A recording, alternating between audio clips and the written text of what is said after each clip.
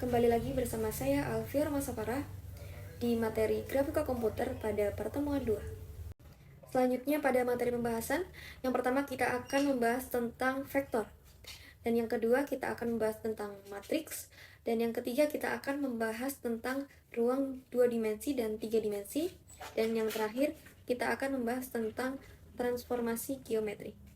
Materi yang pertama, pengertian vektor. Apa sih vektor itu? Vektor adalah besaran yang memiliki panjang atau magnitudo dan arah.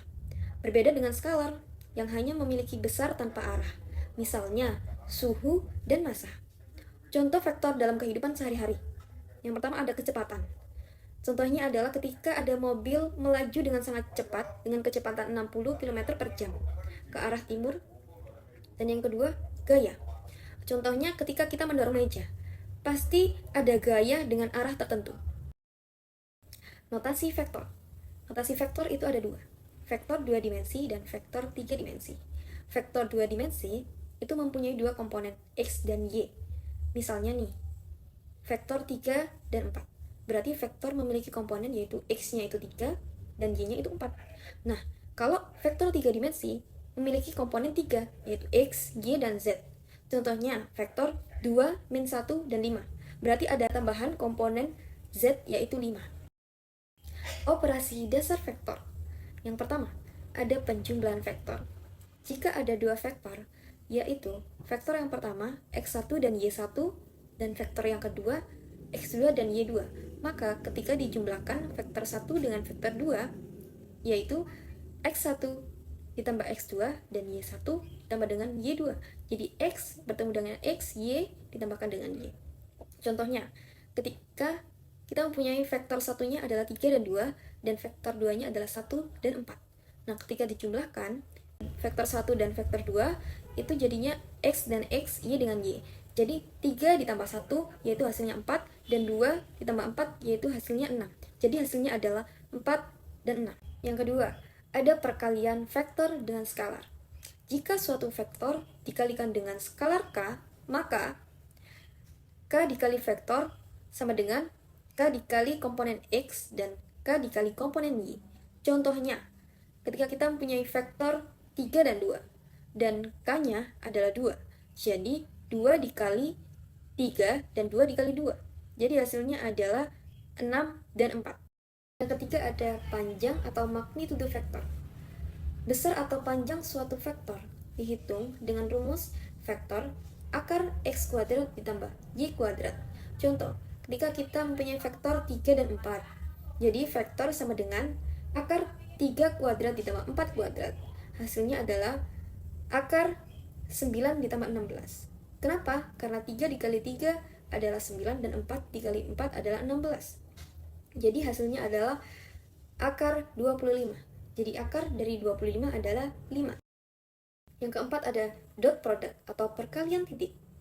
Dot product dua vektor dihitung dengan vektor 1 dikali vektor 2 sama dengan X1 dikali X2 ditambah Y1 dikali Y2. Contohnya, ketika kita mempunyai vektor yang pertama itu 2 dan 3, dan vektor yang kedua itu 4 dan 5. Jadi, X1 dan X2 dulu. 2 dan 3 sama dengan 8, dan 4 dikali 5 sama dengan 15. Jadi, hasilnya adalah 8 ditambah 15 adalah 23. Materi yang kedua, matriks. Pengertian matriks. Matriks adalah susunan angka dalam baris dan kolom.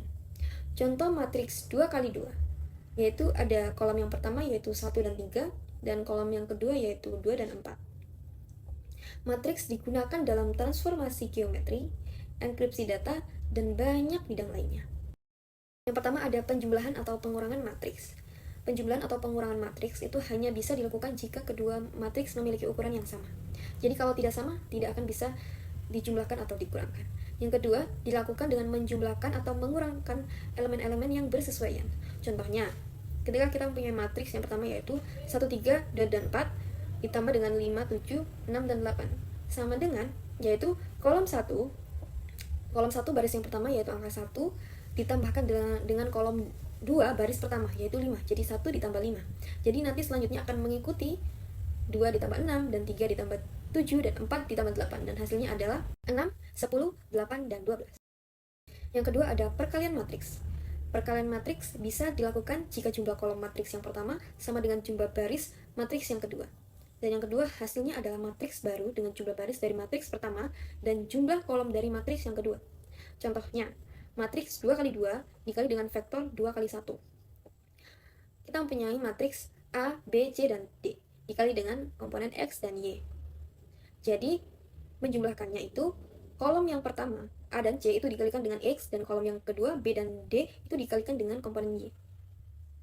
Jadi, AX dengan CX ditambah BY dan DY. Yang ketiga ada determinan matriks 2 kali 2. Yang pertama kita harus menentukan apakah matriks memiliki inverse atau tidak. Yang kedua, jika determinan A sama dengan 0, maka matriks tidak memiliki inverse. Rumusnya, determinan A sama dengan A dikali D dan B dikali C. Contohnya, ketika kita mempunyai matriks 2, 3, 1, dan 4, maka determinan A sama dengan 2 dikali 4 dan 3 dikali 1 sama dengan 8 dikurangi 3, hasilnya adalah 5. Jadi, determinan matriks itu dikalikan dengan cara menyilang. Jadi 2 dikalikan dengan 4 dan 3 dikalikan dengan 1. Yang keempat ada inverse matrix 2 kali 2. Inverse matrix hanya ada jika determinan tidak 0. Rumus inverse matrix A sama dengan A, B, C, dan D. Jika determinan A tidak sama dengan 0, maka inversenya dihitung dengan rumus A pangkat min 1 sama dengan 1 dibagi determinan A dikali matriks yang berisi elemen D di posisi pertama, dan negatif B di posisi kedua, negatif C di posisi ketiga, dan A di posisi keempat. Misalnya, diberikan matriks A sama dengan 3, 2, 5, dan 4. Langkah-langkah mencari inverse-nya adalah, yang pertama adalah hitung determinannya dulu. Sama dengan determinan A sama dengan 3 kali 4 dikurangi 2 kali 5 sama dengan 12 dikurangi 10, dan hasilnya adalah 2. Karena determinan A tidak sama dengan 0, maka inverse-nya itu ada. Dan yang kedua, gunakan rumus inverse A pangkat min 1 sama dengan 1/2 atau setengah dikali matriks yang berisi elemen D sama dengan 4, B-nya sama dengan negatif 2, dan C-nya negatif 5, dan A-nya sama dengan 3. Jadi kalian bisa lihat pada hasil akhirnya di sini. Ini adalah hasil akhir, yaitu A pangkat min 1 sama dengan 2, min 5/2, min 1, dan 3/2. Materi yang ketiga yaitu ruang 2 dimensi dan 3 dimensi. Ruang 2 dimensi adalah ruang yang memiliki dua sumbu, yaitu sumbu X horizontal dan sumbu Y vertikal. Titik dalam ruang 2D ditulis dalam bentuk koordinat X dan Y. Sedangkan ruang 3 dimensi memiliki 3 sumbu, yaitu sumbu X horizontal, sumbu Y vertikal, dan sumbu Z kedalaman. Titik dalam ruang 3 dimensi ditulis dalam bentuk koordinat X, Y, dan Z. Dan materi yang terakhir yaitu transformasi geometri.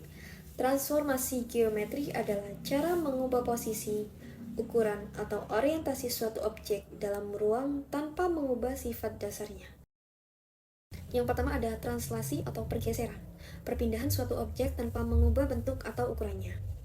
Jika titik P sama dengan X dan Y ditranslasikan sejauh TX dan TY, maka P, X, dan Y sama dengan X ditambah TX dan Y ditambah TY. Contoh, ketika kita mempunyai P-nya itu adalah 2 dan 3, ditranslasikan sejauh 4 dan 1. Jadi, P dalam kurung 2 ditambah 4 dan 3 ditambah 1. Hasilnya sama dengan 6 dan 4. Maka, matriks translasinya kalian bisa lihat pada gambar di bawah ini. Yang kedua ada rotasi atau perputaran, yaitu objek diputar terhadap titik pusat 0,0 dengan sudut theta. Rumus rotasi P, X, dan Y sama dengan X cos theta dikurangi dengan Y sin theta, lalu X sin theta ditambah dengan Y cos theta.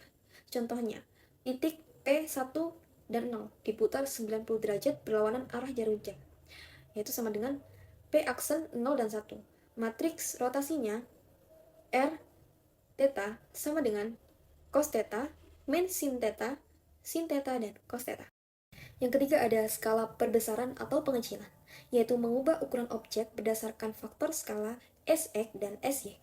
Rumus skala P aksen, X aksen, dan Y aksen sama dengan Sx dikali X dan Sy dikali Y. Contoh, titik P2 dan 3 diperbesar 2 kali pada sumbu X dan 3 kali pada sumbu Y. Hasilnya adalah P aksen sama dengan 2 kali 2 dan 3 kali 3, sama dengan 4 dan 9.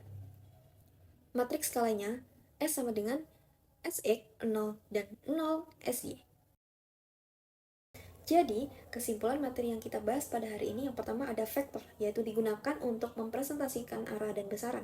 Yang kedua ada matriks, yang berguna dalam transformasi geometri. Yang ketiga ada ruang 2 dimensi dan 3 dimensi, yaitu digunakan dalam banyak aplikasi teknologi.